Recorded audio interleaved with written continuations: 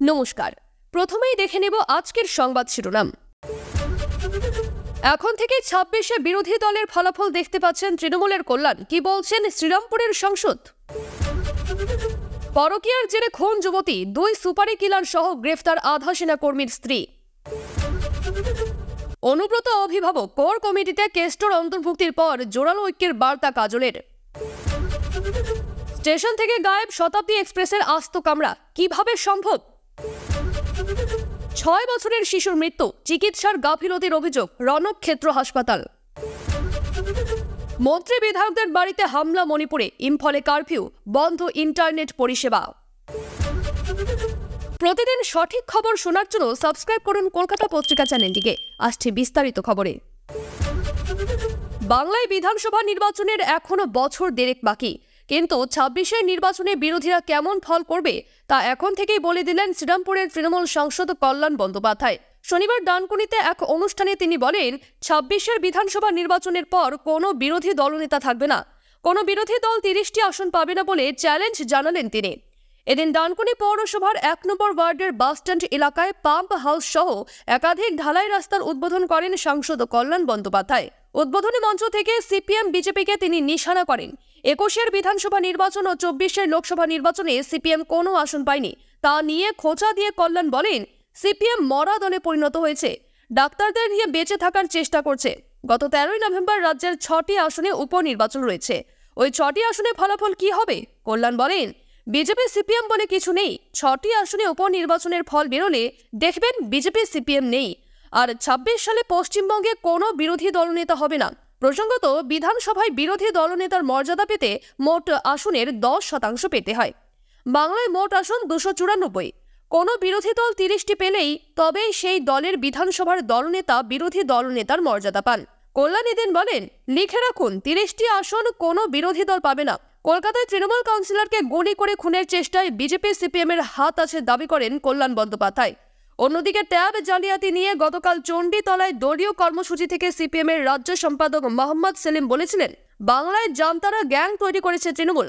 তারই পরিপ্রেক্ষিতে কল্যাণ বলেন, সেলিমের কথার কোনো অর্থ নেই, ওদের কেলেঙ্কারির কোনো শেষ নেই। বিবাহ বহির্ভূত সম্পর্কের জেরে খুন হলো যুবতী। শিলিগুড়ির ভানুনগরের বাসিন্দা বছর ২৬-এর যুবতীকে খুন করা হয়েছে। প্রাথমিক তদন্ত শেষে এমনটাই মত তদন্তকারী পুলিশ কর্তাদের। ঘটনায় ইতিমধ্যেই ৩ জনকে গ্রেফতার করা হয়েছে। তাদের মধ্যে ২ জনকে জলপাইগুড়ি জেলা আদালতে পেশ করা হয়। অন্যদিকে চেন্নাই থেকে সুপারি কিলার হিসেবে খুনের জড়িত সন্দেহে আরও একজনকে গ্রেফতার করে নিয়ে আসা হচ্ছে। পুলিশ জানিয়েছে, গত ৭ই নভেম্বর যুবতীর গলা কাটা দেহ উদ্ধার হয়। মৃতার মায়ের অভিযোগের প্রেক্ষিতে খুনের মামলা রুজু করে তদন্ত শুরু করে পুলিশ। সেই তদন্তের ৮ দিন বাদে ৩ জনকে গ্রেফতার করা হয়। ঘটনা প্রসঙ্গে শিলিগুড়ি মেট্রোপলিটন পুলিশের ডিসিপি রাকেশ সিং জানান, প্রাথমিকভাবে খুনের ঘটনায় যা জানা গিয়েছে তা হলো পৃথিকা পোর্টেল এবং তার স্বামী অরুণ পোর্টেল মূলত ওই যুবতীকে খুনের জন্য বাগরাকোটের ২ যুবকের সঙ্গে ১ লক্ষ টাকার চুক্তি করেছিল। অরুণের সঙ্গে ওই যুবতীর বিবাহ বহির্ভূত সম্পর্ক ছিল। তাকে খুন করতে চুক্তির অর্ধেক টাকাও দেওয়া হয়েছিল। সেই ঘটনায় তদন্ত শেষে আধা সেনা কর্মীর স্ত্রী পৃথিকা সহ সুপারি কিলারকে রুস্তমকে গ্রেফতার করা হয়। অন্যদিকে অপর সুপারি কিলার অভিষেককে চেন্নাই থেকে গ্রেফতার করে নিয়ে আসা হচ্ছে ট্রানজিট রিমান্ডে। আধা সেনা জওয়ানকেও গ্রেফতার করতে আইনি পদক্ষেপ করা হচ্ছে। ডিসিপি আরও জানান, ঘটনার তদন্তে স্পষ্ট খুনের দিন অর্থাৎ ৭ই ডিসেম্বর রুস্তম এবং অভিষেক শিলিগুড়ি এসে পৌঁছয়। পরদিন রুস্তম বাগরাকোট ফিরে গেলেও অভিষেক ট্রেনে চেপে চেন্নাই পাড়ি দেয়। সমস্ত তথ্য প্রমাণ সংগ্রহ শেষে শুরু হয় গ্রেফতারি। তার আগে গঠন করা হয় বিশেষ টিম। ডিসিপির কথায়, ধৃত পৃথিকার স্বামী প্যারামিলিটারির একটি ইউনিটে পাঞ্জাবে কর্মরত। সেক্ষেত্রে তাকে গ্রেফতার করতে আইনি পদক্ষেপ করছে পুলিশ। যাকে বলে একেবারে হাই ভোল্টেজ বৈঠক, খোদ দলনেত্রীর নির্দেশ বলে কথা। সেই নির্দেশ অক্ষরে অক্ষরে পালন করে শনিবার বোলপুরের দলীয় কার্যালয়ে বৈঠকে বসে তারই তৈরি করে দেওয়া তৃণমূলের কোর কমিটি। আর ঘণ্টা দেড়েকের বৈঠকের পর সকলেই এক বাক্যে জানালেন, ঐক্যবদ্ধ হয়ে কাজ করবেন কমিটির ৭ সদস্য। উল্লেখ্য, মমতা বন্দ্যোপাধ্যায়ের তৈরি করে দেওয়া কোর কমিটি ছিল ৬ সদস্যের। শনিবার তাতে জেলা সভাপতি অনুব্রত মণ্ডলকেও অন্তর্ভুক্ত করে নেওয়ায় সদস্য সংখ্যা দাঁড়ালো ৭-এ। তাকে অভিভাবক বলে উল্লেখ করে দণ্ডের গুঞ্জন ওড়ালেন কাজল শেখ। আর কোর কমিটির আহ্বায়ক তথা বিধায়ক বিকাশ রায় চৌধুরী জানালেন, জেলা সভাপতি অনুব্রত মণ্ডল এতদিন পর তিনি জেলায় ফিরেছেন, তাকে সঙ্গে নিয়ে কাজে এগোবে কোর কমিটি। যার সঙ্গে অনুব্রতর দীর্ঘকালীন দ্বন্দ্ব নিয়ে জেলার অন্দরে এত জল্পনা, জেলা পরিষদের সভাধিপতি সেই কাজল শেখ হাসি মুখে জানালেন উনি অভিভাবক, তাকে সঙ্গে নিয়ে এগিয়ে চলবেন সকলে। বৈঠক শেষে কোর কমিটির অন্যান্য সদস্যরা সাংবাদিকদের মুখোমুখি হয়ে প্রতিক্রিয়া দিলেও অনুব্রত মণ্ডল এ নিয়ে কোনো মন্তব্য করেননি। কোর কমিটির পরবর্তী বৈঠক হবে 15ই ডিসেম্বর। প্রতি মাসেই একবার করে বৈঠকে বসার সিদ্ধান্ত নিয়েছে বীরভূমের তৃণমূল নেতৃত্ব। সমস্ত বৈঠকে হাজির থাকার কথা অনুব্রত মণ্ডলের। এদিন বৈঠকের পর কাজল শেখকে বেশ ফুরফুরে মেজাজে দেখা গেল। জেলার পার্টি অফিসে সাংবাদিকদের মুখোমুখি হয়ে তিনি বললেন, উৎসবের মরশুম শেষে আমরা বৈঠকে বসলাম, খুব ভালোভাবে আলোচনা হয়েছে। আমরা সকলে ঐক্যবদ্ধ হয়ে জেলা সংগঠনের কাজ করব। 26শে বিধানসভা নির্বাচন, জেলায় ভালো ফলাফলের জন্য সকলে একসঙ্গে ছাপাবো। কিভাবে কাজ হবে তা আলোচনা হয়েছে বৈঠকে। এরপর অনুব্রত প্রসঙ্গ উঠতেই কাজল শেখ জানান, উনি আমাদের অভিভাবক, আমার রাজনৈতিক গুরু, উনি যেভাবে বলবেন আমরা সবাই চলব। পরে কোর কমিটির আহ্বায়ক বিকাশ রায়চৌধুরীর বক্তব্যেও একই সুর। তিনি আবার কটাক্ষের সুরে বলেন, অনুব্রত কাজল নিয়ে অনেক গান হচ্ছিল, আজ স্পষ্ট হয়ে গেল তাদের মধ্যে কখনো কোনো দ্বন্দ্ব ছিল না, নেইও। আমরা সবাই একসঙ্গে ছিলাম, আছি, থাকবো। নয়াদিল্লি স্টেশন থেকে উধাও আস্ত একটি ট্রেনের কামরা। ওই কামরাটি ছিল শতাব্দী এক্সপ্রেসের। দিল্লি থেকে শনিবার সকাল 7:20 অমৃতসরের উদ্দেশ্যে রওনা হওয়ার কথা ছিল ট্রেনটির। কিন্তু তুমুল হইচই, গোলমাল শুরু হয়। কারণ প্ল্যাটফর্মে ট্রেন দেওয়া হলেও আস্ত একটি কামরা খুঁজে পাওয়া যাচ্ছিল না। ফলে যাত্রীরা উঠতেও পারছিলেন না নির্ধারিত আসনে।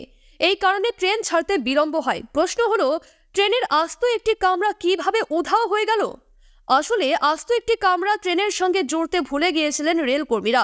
এই কারণে প্রায় 2 ঘন্টা পর ট্রেন ছাড়েন নয়াদিল্লি স্টেশন থেকে। স্বভাবতই যাত্রীরা ক্ষোভে ফেটে পড়েন। তারা ঘটনার তদন্তের দাবি তুলেছেন। সমাজ মাধ্যমে নয়াদিল্লি স্টেশনের এই গোলমালের ভিডিও ভাইরাল হয়েছে। সেখানে দেখা গিয়েছে আরপিএফ জওয়ানদের ঘিরে বিক্ষোভ দেখাচ্ছেন স্টেশনের যাত্রীরা।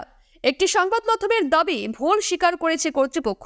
এই ঘটনায় ভারতীয় রেলের সমালোচনা করেছেন ওই শতাব্দী এক্সপ্রেসের বহু যাত্রী। তাদের অভিযোগ, রেলের গাফিলতির জেরে বিলম্বে গন্তব্যে পৌঁছানোয় তাদের কাজের ক্ষতি হয়েছে। এই ঘটনার পেছনে কাদের গাফিলতি রয়েছে তা জানতে তদন্তের দাবি তুলেছেন যাত্রীরা। উত্তপ্ত মুর্শিদাবাদের কান্দি মহকুমা হাসপাতাল। শিশুর মৃত্যুকে কেন্দ্র করে উত্তপ্ত হয়ে উঠল হাসপাতাল চত্বর। চিকিৎসার গাফিলতির অভিযোগ তুললেন পরিবারের সদস্যরা। ঘটনাটি মুর্শিদাবাদ জেলার খড়গ্রাম থানার অন্তর্গত হরপুর গ্রামের। জানা গিয়েছে, পেটে যন্ত্রণা নিয়ে 6 বছরের শিশু নীল মণ্ডলকে ভর্তি করা হয়েছিল কান্দি মহকুমা হাসপাতালে। শনিবার সকালে ভর্তি করা হয় তাকে। পরিবারের অভিযোগ, চিকিৎসা পরিষেবা ঠিকমতো না হওয়ায় মৃত্যু হয় ওই শিশুর। এরপরই শনিবার সন্ধ্যায় দফায় দফায় রোগীর পরিবারের বিক্ষোভে উত্তপ্ত হয়ে ওঠে কান্দি মহকুমা হাসপাতাল। জানা গিয়েছে, শুক্রবার সকাল থেকেই বাড়িতেই বমি করছিল নীল। তারপরে শারীরিক অবস্থার অবনতি হলে শনিবার সকালে কান্দি মহকুমা হাসপাতালে ভর্তি করা হয়। কিন্তু অভিযোগ, কান্দি মহকুমা হাসপাতালে শিশু বিভাগের চিকিৎসক ডাক্তার বলরাম দত্ত ঠিকমতো শিশুর চিকিৎসা করেননি। তারপরে এমন মর্মান্তিক পরিণতি। মৃতের বাবা বলেন, ছেলে বমি করছিল, চেম্বারে অন্য ডাক্তার দেখালাম, ওষুধ দিল, সেই ওষুধ খাওয়ার পর একটু ঠিক হলো। পরে আবার রাত থেকে বমি হলো, হাসপাতালে নিয়ে গেলাম, ভর্তি হলো সেখানে। এরপর রাতে ঠিক হলো। সকালে ডাক্তার বলল ইউএসজি করতে হবে। আমি বললাম বাইরে থেকে করিয়ে আনছি। ডাক্তার বলরাম দত্ত বলল, যখন দরকার হবে তখন করব। ছেলেটার ইউএসজি যদি করতে পারতাম তাহলে এমনটা হতো না। অন্যদিকে এই ঘটনার জেরে অপর এক চিকিৎসক কবিরুল ইসলামকে মারধর করার অভিযোগ উঠেছে রোগীর পরিবারের সদস্যদের বিরুদ্ধে। মোবাইল ফোন ভেঙে ফেলা হয় বলেও অভিযোগ। ঘটনার খবর পেয়ে ঘটনাস্থলে পৌঁছায় কান্দি থানার পুলিশ। পুলিশ পৌঁছে পরিস্থিতি নিয়ন্ত্রণে আনে। শুক্র ও শনিবার মিলিয়ে মণিপুরে উদ্ধার হয়েছে 6টি দেহ। মনে করা হচ্ছে জিরিবাম জেলার একই পরিবারের যে 3 মহিলা এবং 3 শিশুকে অপহরণের অভিযোগ উঠেছিল কুকি জঙ্গিদের বিরুদ্ধে, তাদেরই দেহ মিলেছে পরপর 2 দিনে। এই ঘটনায় নতুন করে অশান্তির আগুন ছড়িয়েছে উত্তর পূর্বের রাজ্যের। এমনকি 6 জনের মৃত্যুর বিচার চেয়ে শনিবার ইম্ফলে রাজ্যের 2 মন্ত্রী এবং বিধায়কদের বাড়িতেও হামলা হয়। এই ঘটনার পরেই পূর্ব ও পশ্চিম ইম্ফলে কারফিউ জারি হয়েছে। আগামী 2 দিনের জন্য বন্ধ করা হয়েছে রাজ্যের 7টি জেলার ইন্টারনেট পরিষেবা। মন্ত্রী ও বিধায়কদের বাড়িতে হামলার পরে পশ্চিম ও পূর্ব ইম্ফলের বিষ্ণুপুর, থৌবাল, কাকচিং, কাংপক্কি এবং চুরচাঁদপুরে ইন্টারনেট পরিষেবা বন্ধ রাখা হয়েছে। মণিপুর পুলিশের এক আধিকারিক জানান, একদল উত্তেজিত জনতা ল্যাম্পফেল সানাকেইথিল এলাকায় রাজ্যের স্বাস্থ্য ও পরিবার কল্যাণমন্ত্রী স্বপম রঞ্জনের বাড়িতে হামলা চালায়। এছাড়াও ভোক্তা বিষয়ক এবং গণবন্টন মন্ত্রী এবং এল সুশীন্দ্র সিংয়ের বাড়িতে হামলার চেষ্টা করে প্রতিবাদীরা। এছাড়াও ইম্ফল পশ্চিম জেলার সাগলবান্ধ এলাকায় বিজেপি বিধায়ক আর কে ইমোর বাড়ির সামনে জড়ো হন বিক্ষোভকারীরা। ইমো সম্পর্কে মুখ্যমন্ত্রী এন বীরেন সিং এর জামাই হন। এখানে প্রতিবাদীরা স্লোগান দেন, খুনের ঘটনায় উপযুক্ত ব্যবস্থা নিতে হবে সরকারকে। তাদের দাবি 24 ঘন্টার মধ্যে দোষীদের গ্রেফতার করতে হবে।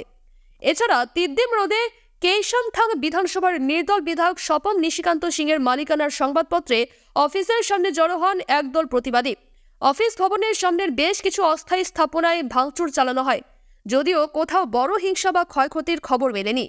এদিনের হামলার ঘটনার পরেই মন্ত্রী এবং বিধায়কদের বাড়িতে নিরাপত্তা বাড়িয়েছে প্রশাসন। পাশাপাশি এলাকায় জারি করা হয়েছে কারফিউ, বন্ধ করা হয়েছে ইন্টারনেট পরিষেবা। খবর শেষ হলো।